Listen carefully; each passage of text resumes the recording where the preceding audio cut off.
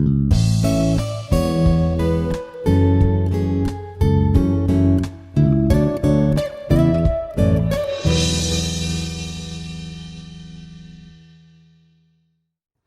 I'm Ian, G0VGS, and today I'm very excited to be doing an unboxing of the FTM 300 from Yaesu.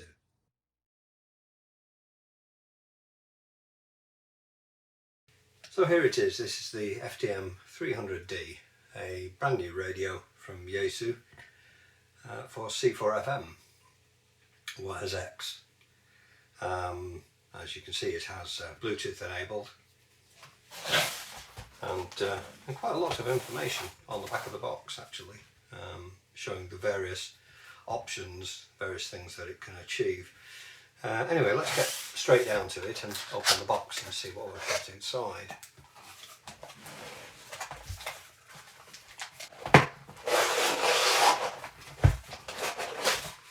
Here we are.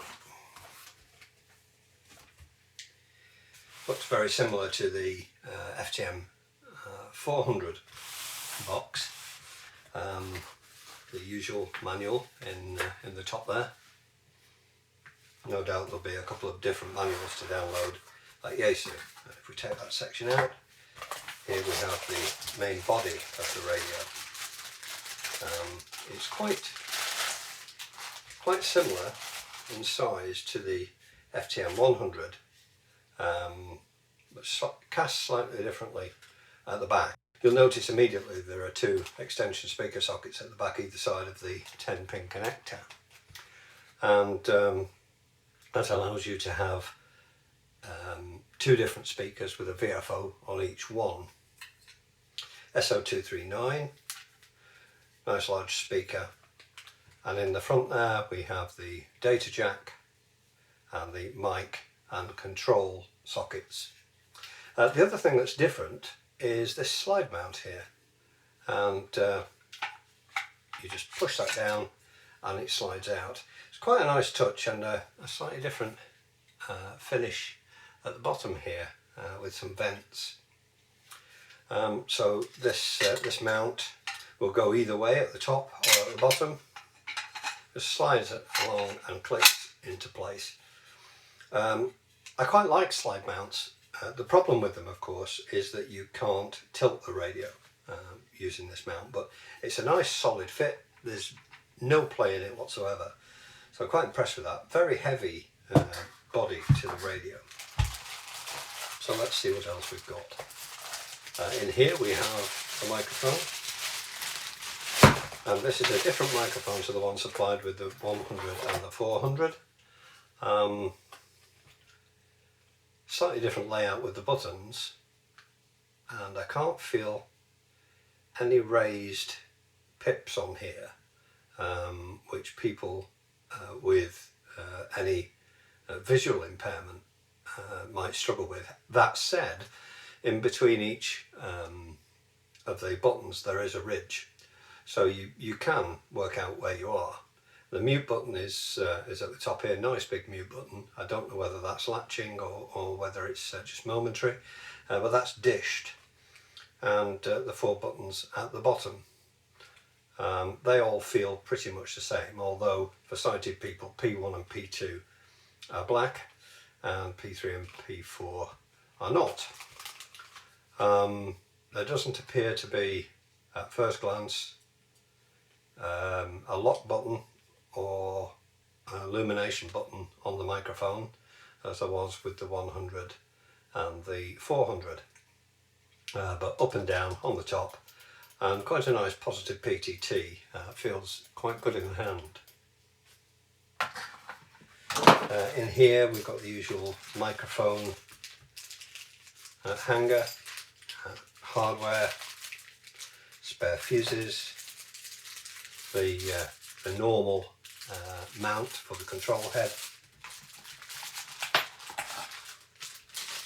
and what looks like a nice long remote head cable. I don't know how long that is, but I'll report back on that another time.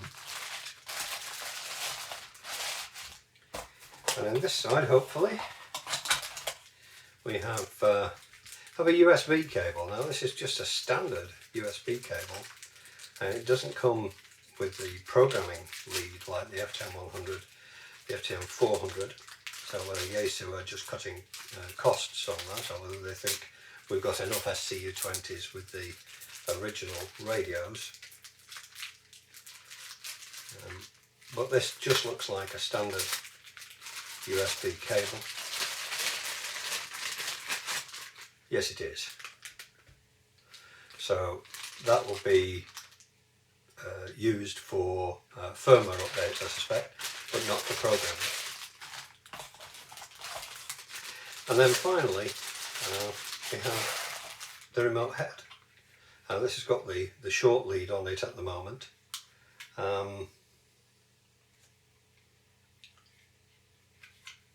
Yeah, a really small screen, really small. If I put two fingers against that, you can see it's really not large at all. That said, it might be perfectly alright once we actually get to the stage of switching it on and seeing what it's like. You don't need that big a display, especially if it's not touchscreen. Plenty of buttons around the outside, and they have a nice clicky feel to them. And again, I've got these ridges between them, which should help visually impaired operators. And the rest of the knobs feel very positive indeed. Slightly different in the radio in that the SD card slot is in the side of the head, which will make life a little easier. The data jack is also in the side of the head, along with an external GPS socket. The firmware update switch is much easier to get to. Certainly on the head, I didn't notice on the body, but on the head certainly it's much easier to get to than it was on the 100 and the 400. So there we are. That's the FTM 300 unboxing. I'll just connect the control head to the body, and then we can see what that looks like. And there we go. So you can see it sits proud of the body. Once it's in, it's nice and solid. A good looking radio. I'm looking forward to using it and seeing what it will do. So I'll do another video once I've had a little bit of time with the radio, and we'll see how well it does. So all told, an interesting looking radio. I'm looking forward to getting some power on it and seeing just what it can achieve. I'll do a review video in a week or two once I've had a chance to have a play with it and see just what it can do. So until then, bye for now.